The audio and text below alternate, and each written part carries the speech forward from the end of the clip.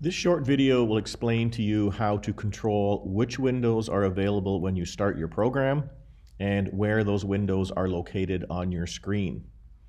So let's take a quick look at the example first before I go and give you the details on how it occurs. So when I hit run for this particular program,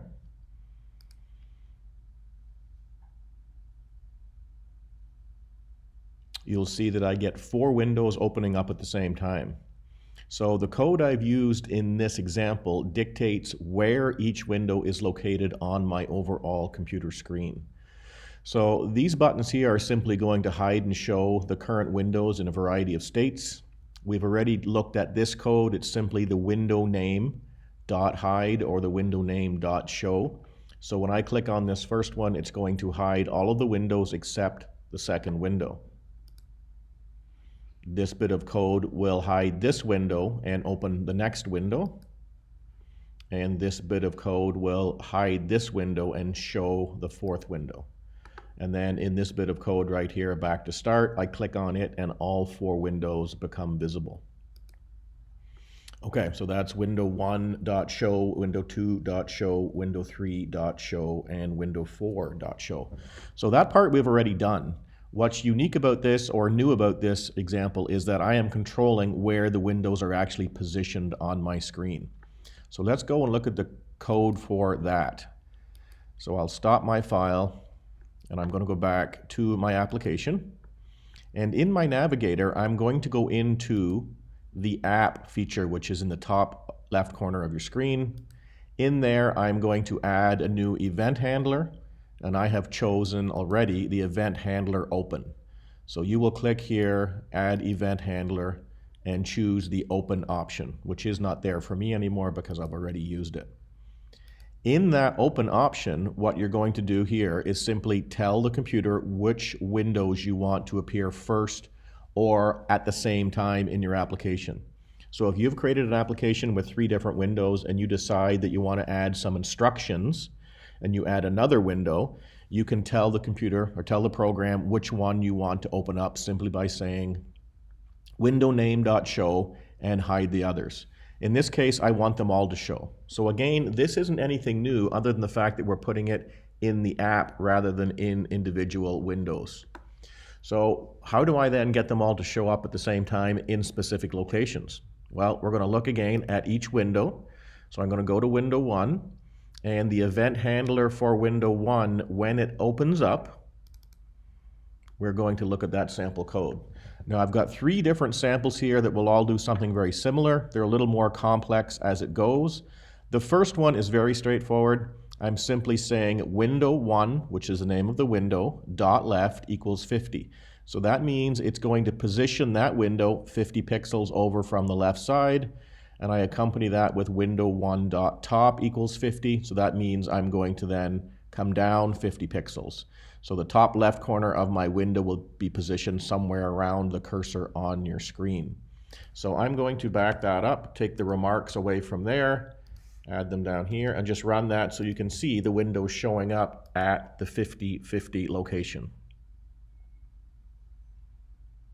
There we go. 50 pixels over, 50 pixels down, and you see the window in the top left corner. And again, all the other functionality stays as it was.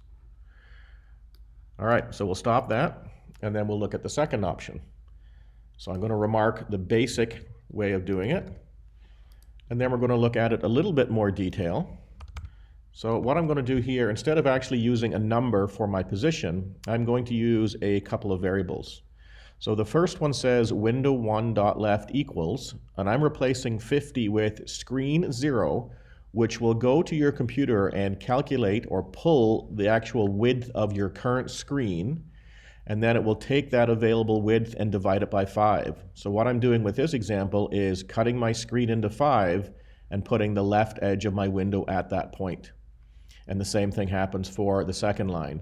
Window 1.top checks the available screen size and divides it by 5. So I'm going to divide this vertically by 5 and put my window in that location. So I'll run that. And there we go. So that's what we're going to end up with. So that is 1/5 on either direction. And we've got one more option.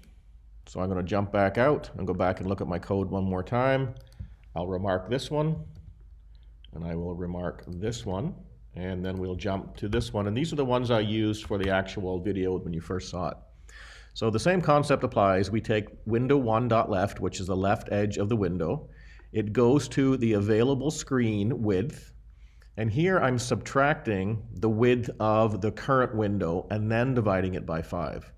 So if my screen width was 1,000 pixels and my actual window was 100 pixels, it would be 1,000 minus 100, which leaves me 900. Divide that by 5, and that locates your window. And the exact same concept applies once again to the height. The overall height that's available minus the height of your window, and I divide that by 5, and there it goes. So any one of these will work, whatever works the best for you. And obviously I've put that same code in each one of the windows. So if I back my way out here and go to window 2 and look at my open control for that, you'll see that I have similar but not exactly the same code. Instead of dividing it by 5, I've multiplied it by 0.8, which essentially gets me the same thing. But what you need to understand, no matter what you put in here, it's basically just coming up with a number and locating the actual window at that point. Now you also see here, instead of using the window name, I've used the term me. And that simply refers back to whatever window I'm in. So I could put on here, because this is window 2, I could change both of this and this back to window 2, or I can leave it at me. And again, that just simply applies to the current object that the window is in, or the coding is in. So there you have a couple of examples. I'll run through this one more time. And there we have our windows positioned nicely on the screen, telling the computer where to locate each window and telling it when the app opens up, I want all of them to be visible.